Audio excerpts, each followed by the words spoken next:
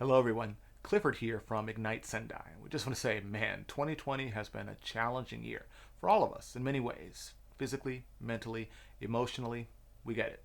We have some good news for you guys. On Friday, October 9th, 2020, we'll be hosting the second annual Ignite Sendai Conference. That's right, Ignite Sendai 2020 will be happening Friday, October 9th, Tokyo time, online. It's a virtual conference, so you can watch or listen to the conference from the comfort of your own home or in your place of work.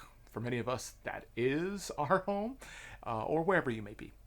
So we are trying to gather some speakers and make this conference of great value to you, our audience. So if you're interested in learning more, please follow us on our social media channels, or you can visit us at our website at ignitesendai.com. And we'll be releasing more details as they become available. So, by way of introduction, setting a bit of context for the interview that's to follow, we got a chance to sit down and catch up, virtually speaking, with one of last year's conference speakers, Miss Tia Haygood, who is the founder and CEO of Top Tia Photography, which is a Tokyo based professional photography service serving both international as well as domestic clientele.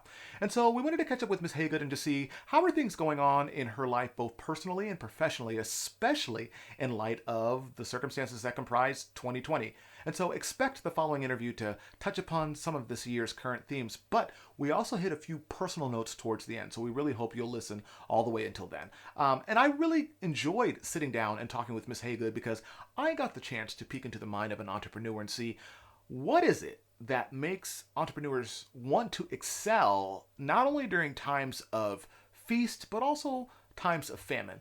But more importantly, I enjoyed sitting and talking with her because she's just an awesome individual to know. And I hope that that shines through and through as you watch this interview or listen to this interview, whichever you're doing. Anyway, I'm super excited and I'm excited for you to listen. So let's go.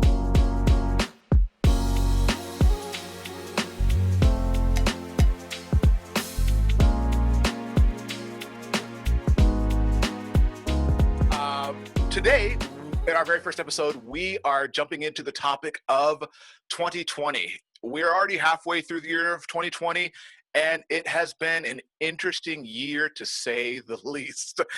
And my first guest is actually one of our speakers from last year's Ignite Sendai conference. By way of introduction, I want to introduce her. Her name is Tia Haygood. She is a Japan-based photographer who has helped over 200 Japanese and internationally owned businesses in Japan with her own business, Top Tia Photography.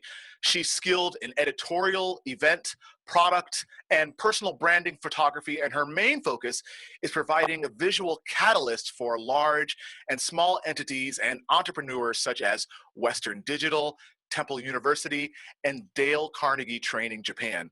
From covering annual business conferences to making children laugh at family portrait sessions, Tia brings an abundant amount of energy and compassion that the people around her and her clients enjoy. So we want to welcome you to the show, Tia Haygood. Hi, good morning. Hello. How are you doing? Doing all right. I'm good. It's raining today, but I have my coffee and I'm here sitting chilled. I'm ready to go. Cool, very cool. And like I mentioned to our audience who's listening or watching by video, yes, Tia was one of our speakers last year. That's where we actually had the opportunity to meet. But for those who, obviously, we read your bio, but for those who may not know you, I want you to share a little bit about your interest in coming to Japan and your Mhm. journey from that first moment in Japan to becoming an entrepreneur. Well, it's been a long journey starting from when I was about 17 years old. Okay. I came to Japan as a study abroad student, and I loved it. It was such an amazing country, and for someone who came from North Carolina, it's just a different world. So I came back again as a study abroad student during my collegiate years. And when I graduated, I just said, I'm just going to live here and we're just going to make a life for ourselves. And that's what happened. I started off as an English teacher, just trying to get my footing and understand the lay of the land. And then when I really kind of had a desire to start my own business and get into photography, fate just kind of came together Mm. and provided the core steps that I needed to do that. And I'm now about to start my fourth year. Okay. Actually, I'm knee deep into my fourth year Okay. as a photographer with my own photography business. Okay. Very good. Now, exploring a little bit, I went ahead and did uh, a little bit of research, some other interviews. I'm interested to know, you came here pretty early, 17, Yes, right? Um, yes. okay, 17, coming to Japan. What interested you in coming at that time of your life? It was a series of just stories I had read Hmm. when I was a freshman and sophomore in high school. I love the story of Memoirs of a Geisha, Okay. um, as well as a manga series called Rurouni Kenshin. Okay. And I used those two books because they were historical. They were books of fiction that were historical references to, an old time in Japan. And I'm a bit of a history buff, so I really did appreciate the backdrops of Meiji Japan and Huh. even, the modernization of Japan, which was Memoirs of the Geisha. Um, Okay. it was just so fascinating to me. And so after reading those books, I wanted to study abroad, and I asked my mom, like, hey, I want to go to Japan. I want to go to Japan. And she helped me with that. And Huh. I came into this country with a historical background in my mind, and Right. um, it was completely different. Right. Like So how was everyone that was, reality? it was just like, it's okay. No, not as many people wearing kimonos as I envisioned, but Yeah. but Yeah. it was Yeah. it was it was such a fun time. Like I really made a lot of friends Mm. at the Aoyama Gakuin, which was the school that I went to, Okay. and it was just such a wonderful experience. Mm. Okay, very cool. And then you said you graduated from you came back here for university. Is that what I you came said? back. Yeah, Okay, I came back and for a university of study abroad program. and then you graduated. You immediately went into teaching English. Where did you teach English? So learning from my experiences living in Japan, living in Tokyo, the temptation to speak English is quite strong. Yeah. So when I decided to move to Japan, I wanted to pick a place that was not Tokyo, that was suburban, rural, only spoke Huh. Japanese. And I decided to live in a place called Oyama Tochigi. Okay. Tochigi. So that's right Yeah. above Saitama, if I'm not mistaken. Yeah, Is that right above Saitama, Saitama? Ibaraki, Okay. those kind of areas. It's still in Kanto, but it's about a 2-hour train ride on the Shonan Shinjuku line. So you can Okay. still get to Tokyo pretty easily, but it's quite fun. And so you did that for a little bit, and then you said basically fate would have it engineered your way into photography. Have you always wanted to do photography? Yeah, I was doing photography as a hobby since I was 13. I'd taken Okay. electives classes, in high school and in college, just as, something that generated, my creative thinking. But it was never something that I wanted to do full time. When I got to the point where I was pretty settled in, my Japanese life Yeah. here, I had two choices. I wanted to either go into law or Mm, go into photography. And the going back to that fate, um, the person who I met, he was kind of like, no, you should really get into photography because mm. you've just got a knack for it and you're amazing. And I told you the story, in the last interview we were in, Right. where it was me. He had a birthday party and it was me Right. versus the other photographer with the amazing gear, and that's situation really stuck with me. So I said, you know what? Okay, I'm gonna go. I'm already here. I already have my camera. I already have my tools. Let's just go with it and see where it goes. And if it doesn't work and it becomes a flop, then I'll go back and I'll study law. Good. So 4 years in, it's pretty favorable, pretty good.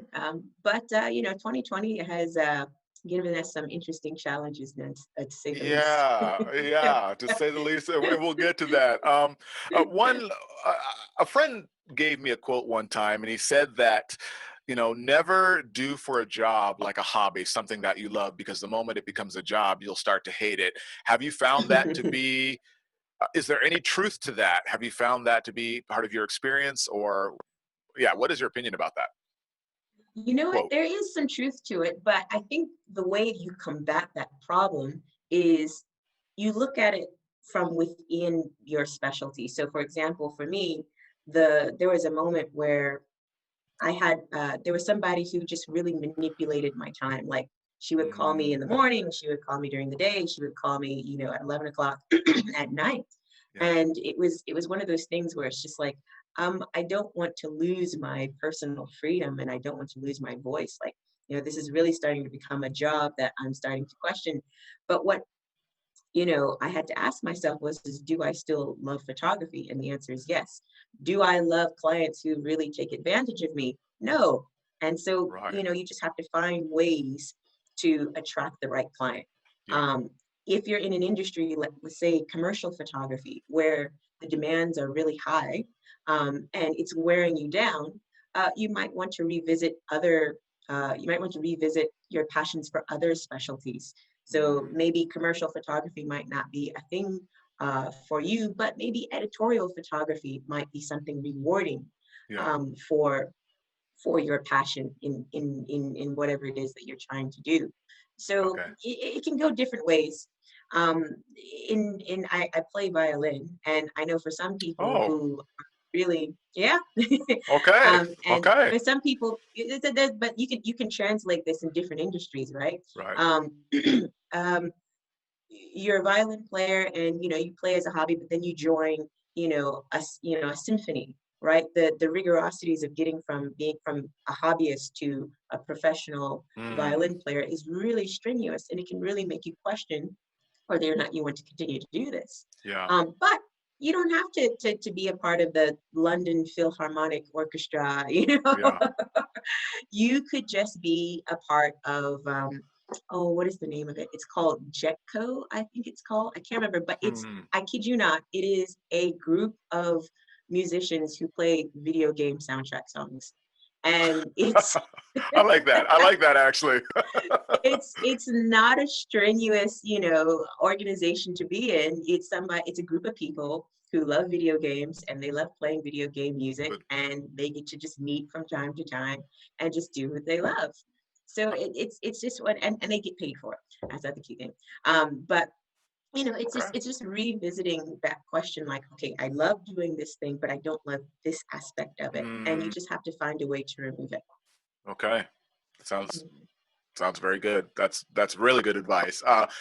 So you, I would say you jumped in. What were some very besides that? What were some valuable pieces of advice that you received when starting your entrepreneurial journey? The best advice that I got was from a professional copywriter. His name is Jack Woodard. And he said, when I first told him I was starting my business, he said, have fun with it. And if you're not having fun with it, reassess and Mm, find ways to make it fun. mm, And I've always lived with that little nugget of advice, because going back to what we were just talking about, yeah. having people kind of manipulate you and take advantage of you is not fun. Right. Photographing them is fun, and getting those wow moments from them is fun. But you have to find ways to mitigate the not fun and fun. So Yeah. uh, Mitigate the drudgery, yes, expand the fun factor. That's good. That's very good. exactly. Cool. Exactly. So that's the best piece of advice that I receive and just always kind of revisit. But there Mm, are little nuggets of advice here and there. There's a book called Essentialism, and mm, I really enjoy the the main part of the book where it's teaching people how to say no, and it's mm, teaching people how to cull things that are not a part of their agenda, not a part of their life's goals. And it was that book that told me or taught me how to just politely uh, separate myself from the client I was telling you about earlier. mm, You really do have to keep in mind what kind of work you want to do and what kind of or what kind of clients you want to work with. And if there's somebody you come across where they're just not the one, um, yeah, I'm sure the money is great, and if that's something, if that's a goal that supersedes what what your passion is, then go for it. If you're willing to take a personal hit, for financial gain, that's Mm, totally your choice. But for some people, and going towards the question you were asking earlier, mm. sometimes you just got to say no. Right, right, right. So you shared about just the book Essentialism and some. I assume you read a lot of books as an entrepreneur. Maybe You do is you that it? do have to get some inspiration from a few different places, and the reading list that I uh, have acquired over the years is a bit extensive. Maybe too. Okay, okay, very good. Well, my current reading for now is it's called E-Myth, and E-Myth is written by a fantastic business coach where he helps people elevate from a technician and even a managerial mind of thinking to an entrepreneurial mind of Okay, thinking. And this is where he kind of paints it in a picture that separates, the Jeff Bezos, he's the entrepreneurial mind from right. the level 7 managers and the level even 1 technicians Okay, that kind of make up Amazon. And it's a really, really good book if you're somebody who wants to elevate yourself from the technician, that person who provides a service, to the real leader of your business. right. This is definitely good if you're somebody who wants to expand your business, but even someone on a personal level who just wants to step away from the day-to-day um, physical tasks or even tedious tasks. Yeah. So for me, when I first started my business, I don't know if this is a tangent or not, but No, it's fine. but when I first started my business, you're responsible for everything. You're responsible for the books Mm, and admin. You're responsible for marketing. You're responsible for selling mm. yourself and your goods, and you're responsible for providing the actual service, which in my case is the Right. photography.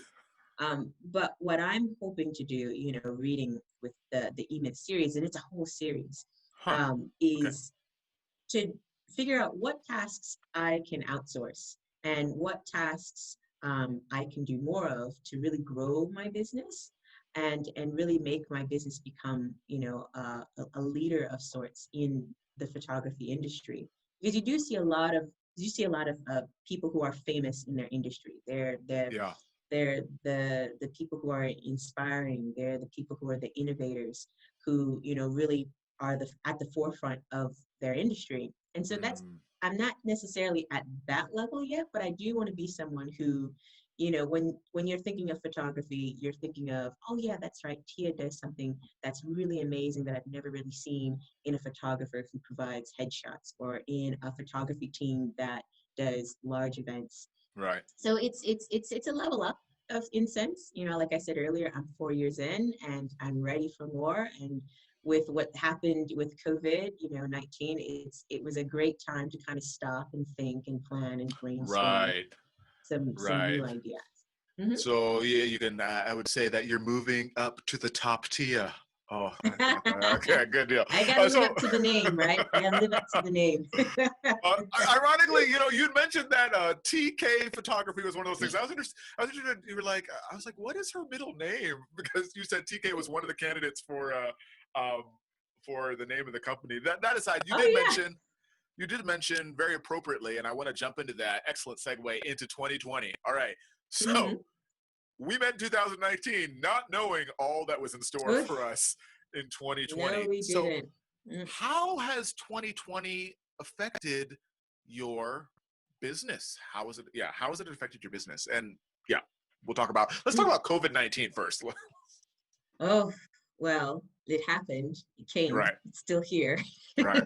Waiting for I can't necessarily say, waiting for it to go away, but you're in this point of flux where you're trying to figure out what will the new normal be? How can you Mm, coexist with this pandemic and mm, people's fears, and lack of fear with what's going on?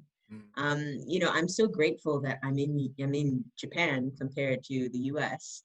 I really do I really do weep for my fellow photographers who are in the US right now. Some of them are on lockdown, some of them have no business going on whatsoever in any Mhm. form of the, whatever their specialty is. And the industry's really taken a hit as other industries have Yeah. these past few months. And the one thing that's really special about Japan is that the numbers are lower, they're significantly Mm. lower, and the mindset is different in terms of how can you still continue to do the work, but Right. with safe measures, in place. And I've been fortunate this month, now that the state of emergency has been lifted. I've been fortunate this month to kind of resume, some of my work and some of the gigs that I had pre-COVID-19. Right. But there's an asterisk, next to that. There are new practices that you have to adhere to and be mindful of, and Mm. it's fine.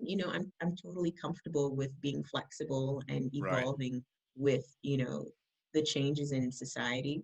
And Mm. there, I'm able to work within. How can I say this? I'm able to work within a comfortable set of rules.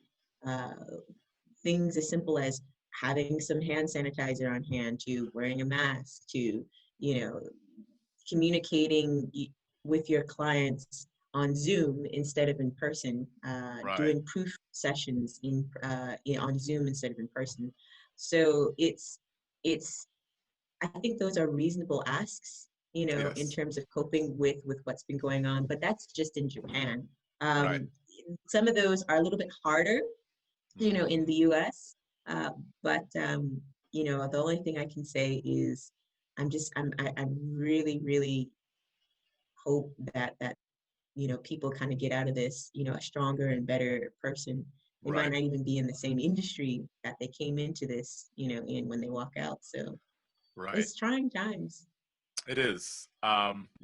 I I watched your interview again, and you had mentioned that you had a lot of clientele lined up in regards to the Tokyo 2020 Olympics. And Hmm. so I'm curious to know what happened with all of that. Well, they're not here. The Olympics was supposed to start next week, next Friday, I believe, the 24th, I think. And I know, no, there it's that's not happening. And you know what? That's just how it goes. Yeah. That's just what has to happen. To keep everyone safe. It's not the best Hmm. situation to be in, but the most painful pill to swallow when all of this happened was, in terms of business, was March, when Mm. you're 2 days from the shoot, or you're 1 week from the shoot, or the shoot is Mm. the next day, and Yeah. you get the phone call that says, we've got to cancel, we've got to postpone, Yeah. we've decided to, you know, do this another time, Yeah. or do this virtually. So as an event photographer, it really does suck the wind out of you, so to speak. Right. So you that March was a really hard month. Right. But what was interesting is I had just come back from the U.S., having gone to a photography conference. Okay. It was a WPPI, Wedding Photography Portrait International, Okay. and excuse me, Wedding and Portrait Photography International. And I learned so much. I was really, really just into networking with other photographers, not just from the Mm. US, but from around the world, Yeah. and Yeah. learning some of their techniques and learning some of their mindsets. And I just came back so inspired. And I refused to let the inspirations that I had learned um, in Las Vegas, to be lost from Right. all the gigs that had just disappeared from Right. March and April. So, I really did just use that time to focus on, repurposing my time, and rebranding, restructuring, Right. really just trying to see how I can use that time to get to the next level. Because one of the points in the E-Myth, or one of the Mm. most common excuses in the E-Myth book that is talked about, is people don't have the time. Right. And lo and behold, We we've got a got plenty of lot of time. We've been gifted with we a got a lot of lot time of now. time. Yeah. So, I mean, it is a massive lemons and lemonade situation for sure. Yeah. Yeah. But we got through it, and we're still trying to get through it. But at least we're not in that state of there's no void, like we had in March and April. Right. Now we're starting to kind of get a little bit of life and a little bit more happening. We're kind of stretching out the crankiness we developed over March and April, Right. um, from May to July. It's not a normal summer Yeah. season, but it's got some remnants of normalcy. So Yeah. yeah, you got to be thankful for it. Yeah. Yeah. I agree with you.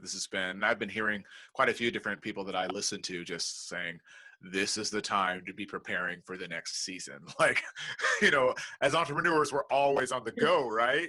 So Hmm. having the ability to kind of be forced to sit back and think and regroup and come up with a plan about how to move forward. I think that's a really important nugget. Mm.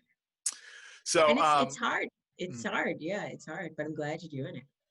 right, right. Now, COVID isn't the only thing that has happened in 2019. For those of you Mhm. guys who are just listening, you may not see this. But for those of you guys who are watching my video, Tia and myself are very heavily melanated people, uh, both from both from America. Obviously, you said you're from North Carolina. I Mm. actually lived in North Carolina for 6 years. Oh, there you Havelock, go. Cherry Point Naval Air Base. My father was in the Marine Corps, so that was part of my experience growing up. I am interested in hearing. Uh, Obviously, there's a very interesting social climate going on in America as of Mhm. recent, and I watched kind of followed you on some post on Facebook where you were quoting, I can't remember who it was, but a gentleman who was talking about his position as an African American in Japan and how his Mm. experience in Japan is different from his experience in America. And I'd be interested Mm. to know your perspective as an African American woman living in Japan, um, Mm. and looking back at what's going on in America. Like, what are your Ooh. thoughts? Yeah, yeah, yeah. What are your thoughts? I mean, it's one of those things where it forced me to think about why Japan excited me so much. Mm, I was 17, and you're very aware of the racial insensitivities and the racial microaggressions that happen to you. I mean, even mm, earlier than when you're 17. And right. one of the things that I just really remembered enjoying right off the bat when I came to Japan uh, at 17 was how I didn't have to prove I wasn't like other Black people. And when I say that, I mean Mm, prove how you're not like Black people that's portrayed in the media, in the mm, news. North Carolina, I always had this amazed, I got this amazed compliment from a lot of people that was, wow, you're so articulate. It's just baffling. I can't believe it. And I was on the we know debate what that team. meant.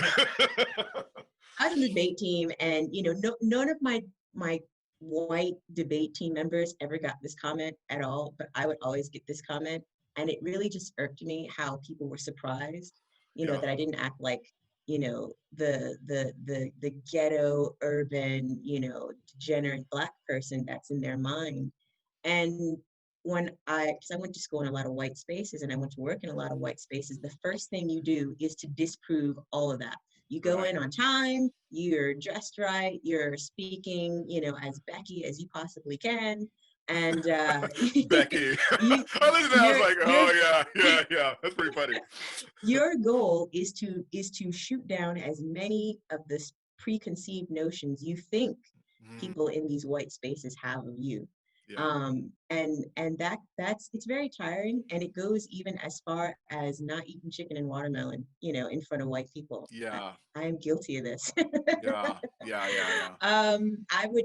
I just wouldn't do certain things that were perceived as Black in front of white Mm, people because I didn't want to feed into what their preconceptions were of yeah. Black people. And the first thing I realized when I came to Japan, is I didn't feel that need to be like, oh, okay, I'm not like what you see on TV, you know. Yeah. There was this genuine like fascination, this genuine curiosity. The questions I got were different. The compliments weren't, you speak so articulate. The compliments are, wow, Nihongo Joe's. Yeah. Yeah. Right. You say 2 words. Right. Right. It's just the interactions and the need for me to put on this strong, I don't even know how to categorize it, this strong anti-Black, yeah, presence. Yeah. It wasn't there at all. I could There's no just pressure. I could be me. There's no pressure. I could Right. literally be myself. And that repeated itself when I came back. This time I studied at Kanda University in Chiba. Mm, And Kanda University is really special because it's an international university. So you've got Japanese students who are learning Spanish and French and Russian. okay. And, I just remember like this group of Japanese students who were doing the flamenco. And I was just like, wow, I mean, the level of global thinking is just through the roof. Yeah. So I definitely didn't have to worry about that, at Kanda University. But, in between, coming to Japan and then leaving Japan, you have that reverse culture shock. Yeah. And, you're just kind of like, you're kind of just deflated. It's like, oh, I've got to come back to this again. I've got to, go along to get along, Right. so to speak. And it's very hard to do, Mm, but going back to my business, I wouldn't have started my business in the US. I okay. For several reasons. Okay. One of those is racial, but the other one is just the amount of security that Japan gives small businesses is not the same in the US. And the COVID situation just Explain that. proves What do you that. mean? Explain Well, that. so with the COVID situation, obviously people have lost income, Mm, people have lost revenue, and there was this fantastic subsidy that just came out that said, look, if you're a small business and you can prove to us that you've lost, X amount of income for your business, from your business, and you can prove that, we will give you this subsidy that will help you stay afloat until you can yeah. get back up on your feet. Yeah. And that was such an amazing, gesture. Yeah. Compared to the US, I mean, you're wading through paperwork, and the amount that they give, you know, people is it's minuscule, Right. and it just wasn't the same Mm. amount of security that was given to small businesses here in Japan. So those are the two major reasons. So for those of you guys listening, start a business here in Japan. Start a business here in Japan and Very do your cool. taxes and have it Yeah. on record. Yeah. But I believe. yeah. I believe I can. I haven't started a business yet, but I do identify with some of the experience. It was really interesting. I listened to you talk about code switching, and there are some ways in which we're similar and dissimilar in that I got the same compliment. I was largely ignorant of microaggressions, I think. And looking back on it, I was like, oh yeah, I guess that does kind of bother me now. Because it was like, what are they assuming when they say I speak articulately? Here's a background. My You talk about code switching. I grew up also. I grew up primarily in white neighborhoods. That's just the way that our family was raised to go to the best districts. So not only did I go to predominantly white schools, but I also lived predominantly among white neighbors. And so that's what I grew up speaking. We didn't live very close to our family, and my mother was a grammar teacher, and my father would not let us speak any sort of broken English. And so Ooh. I couldn't code switch. Like for me, this is how I am. I always speak this way. Mm. So Oh my goodness, that's when so I true. right. So when I was 12 years old, we moved to Detroit, Michigan, and we attended an all black church. And so I got the name, I don't know if you know Notorious B.I.G. He had the song, I Love It When They Call Me Big Papa. And so my friends in our youth choir used to call me Big Proper. That was a play off of that. So it's just really interesting because I couldn't code switch. It was pretty funny. Oh Um, man, that's uh, hilarious. yeah. So it's really interesting. And When you posted on Facebook, I concur in some ways. There's just a lot of things. I have not been I haven't directly experienced overt racism. I'm sure I can probably count experiences where there's been microaggressions, but I haven't had to think about that, and I definitely haven't had to think about that in Japan. Mm, And mm, so I'm here, and I'm just another like. Is there discrimination in some aspect? And I'd be interested to hear your perspective. Is there mhm, discrimination against me as an outsider, as a foreigner? Maybe, but I'm lumped in with mhm. every other foreigner that's here. I'm just not Yeah. Japanese. Right? But I'd be interested to Yeah. know, as a foreign entrepreneur, not simply as an Sure. African American, but as a foreign entrepreneur, have you encountered any sort of reticence to work with you because of you being non-Japanese? Mm. It's really interesting, and this is not to discredit any other person who maybe Yeah, their experience is different than mine. yeah, Um, so when I worked for a photography company, a yeah. different photography company. Um, the selling point was that we were an international team. Mm, That was a selling point to the foreign entities we worked with, but not so okay, much the Japanese entities we worked with. okay. So oftentimes the people who are the president and vice president, are Asian, and their Japanese is Yeah, spectacular. So it wasn't, nobody bats an eye. But right. if I come in as the assistant, or if I came in as the second shooter or the main Hmm. shooter, people are like, oh, wait a minute. Yeah, There is a look, yeah, but then there comes a confirmation, like, okay, right. you're with this company, and okay, you're here to do this thing, and okay, we understand. Like, the look is there, but then the confirmation is So very clear. having that group identification, being a part of that Right, company, adds right, instant credibility. Okay, that's really right, cool. right. And this happens for a couple other entities that I've shot under as well, Mm. where the look comes, and then they're just like, such and such company, and they're like, yeah, and they're like, oh, okay, all right, yeah. Global, all right. Stepping back a little bit, you had mentioned, Yeah. okay, having, yes, even though you're a foreigner, you might get an initial look, but being connected with that company that has a reputation, they know, hey, Hmm. you're here to do a job. And obviously your work speaks for itself when the product is Exactly. finally released to the clients. Stepping back a little bit, you also had the opportunity to be involved with, at least I saw a post on Facebook and on your own blog, on your website, Black Lives Matter protest in Shibuya. Can you tell us a little bit about your involvement with that, and Hmm. what happened on the ground in the actual protest this year, 2020?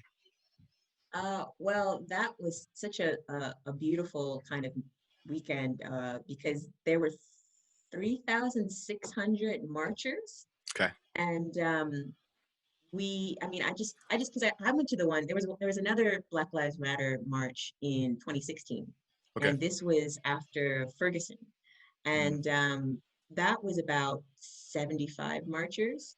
It mm, was really really small operation, but having experienced that and going into the one that happened last month, yeah.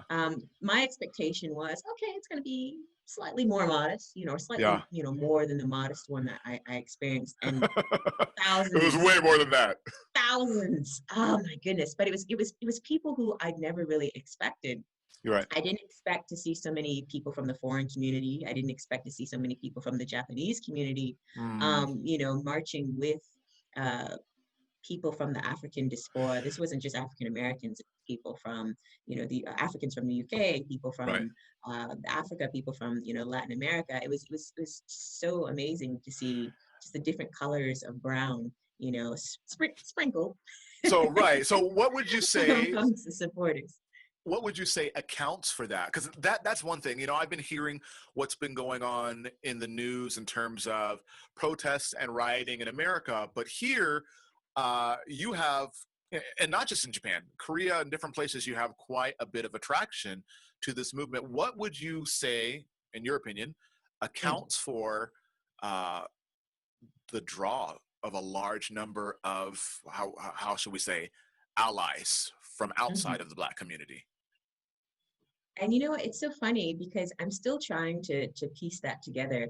I mean, there's been so many of these shootings and injustices, but this Yeah. particular one, um, I went up and down, the line of marchers, and I would just ask like Japanese marchers, "Hey, what motivate you to what Uh, motivated you to come here?" And a lot of them had the same kind of similar answers where it was, I saw the video and I thought it was horrendous, and I right. researched and learned more about what Mm. happened and what had been happening, and I wanted to show my support. Support. And a lot of people, it stemmed from that video. And at that point I hadn't watched the video, so Right. the thing that pushed me to watch it was when our typical naysayers, Rush Limbaugh and Laura Ingraham, started saying this is wrong. Yeah. And I thought, okay, well, Well, if they're what saying it's wrong, they're what saying have it's wrong. So when they say it's wrong, then I had to just go and watch this video. And after seeing what the police officer had done, and just the yeah. callousness, you know, in his actions and in his expressions, I could see what everyone else could see. Right. I personally don't tend to watch the videos of these Right. situations, because Right. it can come off as watching for fodder, watching for Right. entertainment. Right. Um, but no, I upon watching the video that was the video for George Floyd's murder, Mm. of his murder, I could understand like what motivated a lot of people. Yeah. Like it's just callous. Yeah. Yeah. Agreed. Mm, I think it's been yeah. pretty universally condemned. Um, Mm. so yeah, But it that's still begs the question, though, like it's even being satisfied with the answers I had been getting from watching the video. It's still, you're still kind of like, okay, but what was wrong with, what was special about that video? I still don't know. Well, special is probably not the well. right I word, but I don't what know. was, I'm hearing things from all sides, and I don't know if there's anything special about that video so much. Well, I mean, there's something special in that video, and that yes, the jury is still out, and there's due process. But I think for the most part, eh, the actions of the police officer have been universally condemned. Like you haven't had talking points where people are like, well, I mean, you have had talking points, but pretty much most people's reaction has been, no, this was wrong. Like yeah. this was wrong. you know. Um, My curiosity is always like, did they come to that conclusion immediately, or did they go through their usual excuses and realize they weren't going to fly and then went to that conclusion? I mean, whether they go through excuses or whether they come to it immediately, like I'm I'm happy that at least there's a general consensus. No matter how people get there, there's a general consensus. Like, all right, like this is not right. Mm, And I don't know if you can. Well, okay, so there's that, and then I think it's just a long line of just different issues that have been, different instances that have been brought to our attention. It's the social media age. I think that's another thing. You have social media where you get this news pretty quickly. People have their cell phones, so technology is allowing these things to be broadcast a lot quicker than in the past. Because I'm sure things like this have happened. Um, oh, yeah. things like this. Yeah, I mean, we're all sure things like this have happened. So, um, yeah, shifting gears. Like, okay, so we've had COVID-19. All right, Yeah. we've had the social environment that's been happening in America. We've had the Black Lives Matter protest, which has gone international in some senses. Even here in Japan, you were taking pictures, taking photos of Yeah. of Yeah. that, and Mhm. and interviewing some of the participants. So that's another thing in 2020. But I'm gonna touch upon this last thing. The last thing I know personally for you is something a bit more personal. Has been you've experienced the loss of your mother. Yeah. Mm. Um, when uh, when did that happen? That was after the state of emergency was declared in Japan, or before, or Definitely after. Yeah. okay. And by that time, when I had received the news, I Mm, couldn't fly home. I couldn't leave Japan. yeah, And even upon leaving Japan and going home to say my goodbyes, I wouldn't be able to come back. yeah, So it was a real struggle, you yeah, know, timing wise my mom passed away a week before George Floyd was murdered. Wow. So when that had happened, that whole week, it was just me trying to, of course, I put everything down, my business wise, and focused on family and focused on how I could still be a part of, the after effects or the, Mm, you say, I still don't even know what you call it. Just the things that you have to do, right. once someone passed that's close to you. Grieving. Um, great. And grieving. And grieving. It was a hard month, May. And one of the things that I appreciated Mm, that happened with the Black Lives Matter was that it was a way for me to kind of channel just all of my emotion, all mm, of what I was feeling, into supporting this movement and getting the word out there. And the reservations that I had to express for expressing myself just went yeah. away. Yeah. I wouldn't say I didn't care. I felt more. I just felt like I needed to speak my mind and speak Yeah. candidly. Yeah. Um, and that helped me grieve. That helped me put together what was happening personally and put together Mm, what was happening um, on this social matter as well. yeah. Yeah. So, and I actually had this, I wondered, I've been seeing the relaxing or some of the changing, the modifying of the restrictions for those who go home. I Mhm. think the immigration ministry was like, hey, if you go home because of a family in critical condition before such and such time, you'll be Yeah. allowed to come back. My question to you is, Mhm. have you, up to now, have you been able to go Mhm. back home at all?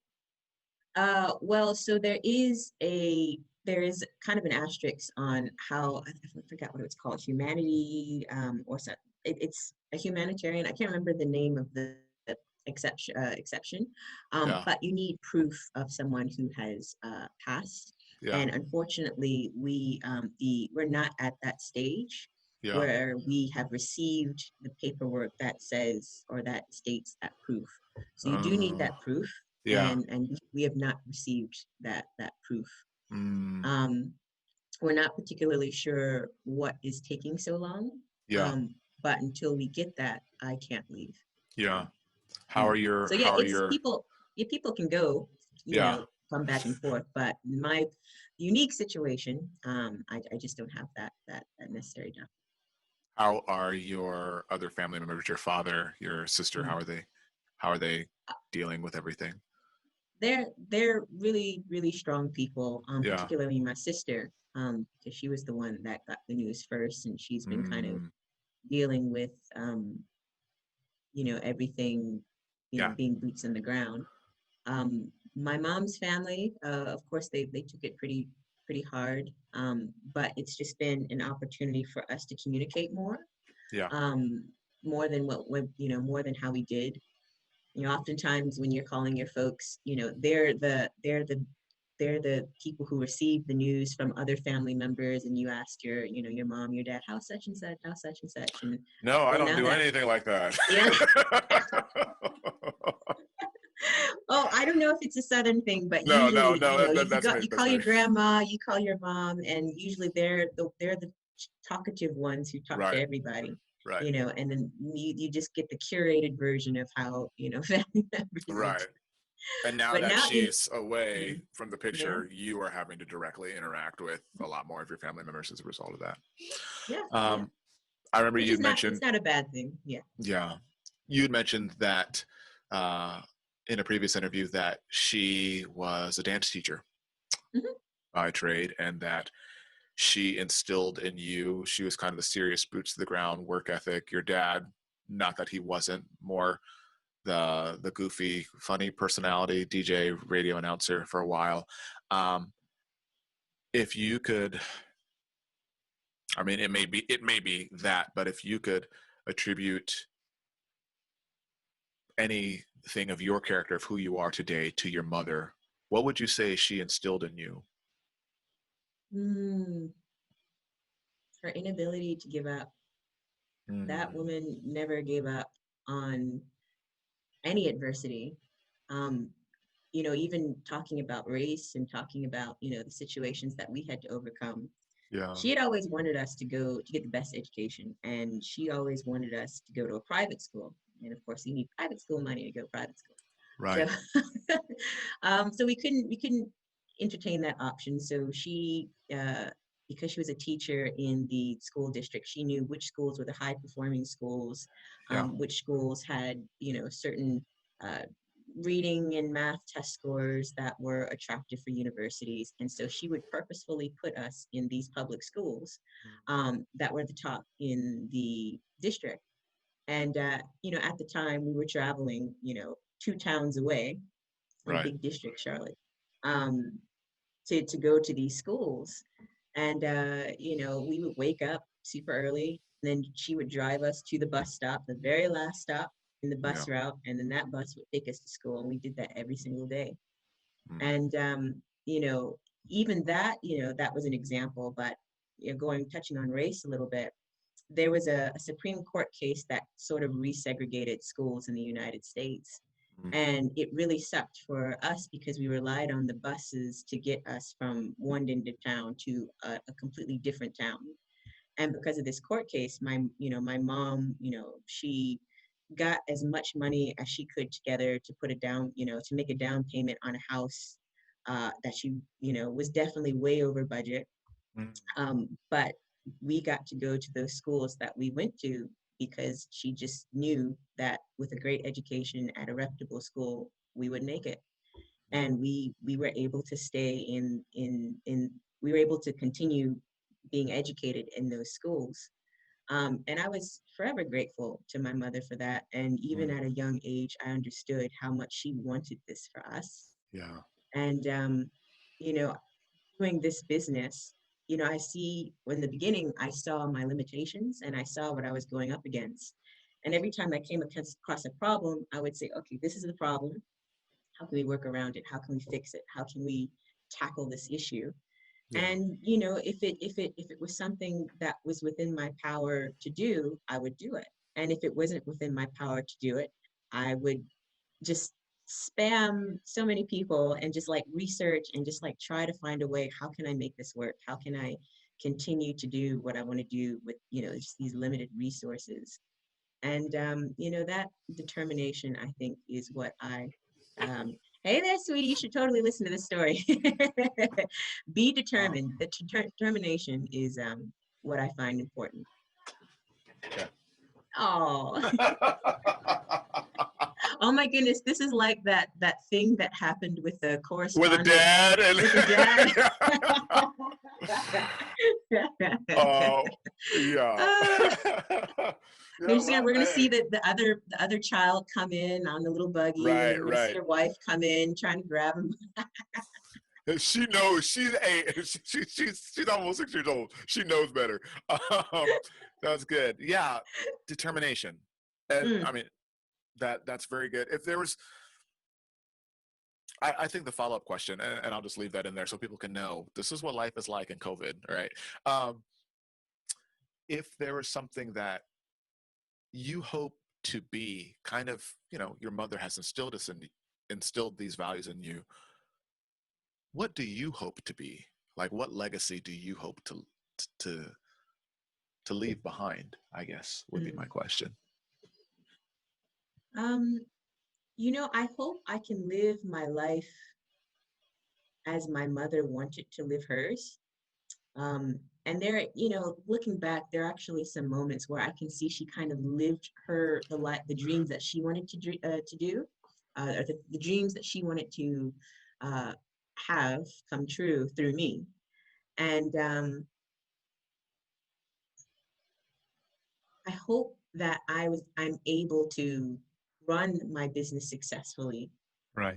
and travel, because those are some of the things that she wanted. She was always talking to me about, like, we got to do this business, we're going to run a business, we're going to hustle. It was always about that Mm, hustle, true New mm. Yorker. uh, you know, and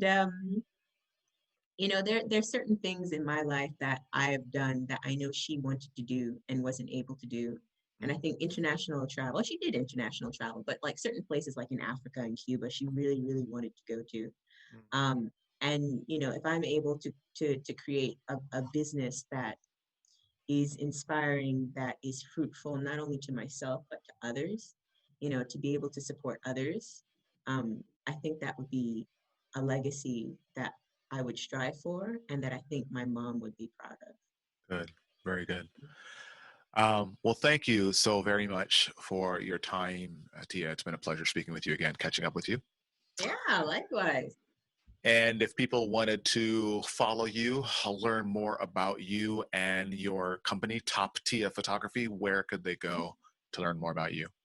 Oh, well, they can go to learn more at my website, which is toptia.com, or they can follow me on Facebook or Instagram at Top Tia Photos. And yeah, just feel free to just send me a line or drop me a message and I'll talk to you. Cool, cool. Well, guys, that wraps up our interview. We want to thank Miss Haygood for taking the time out of her schedule to sit down and talk with us. And I hope that you found this interview to be of value for yourself. And hopefully, we can have more conversations with more entrepreneurs throughout Japan. So, once again, thank you guys for listening, and we'll see you next time. Bye.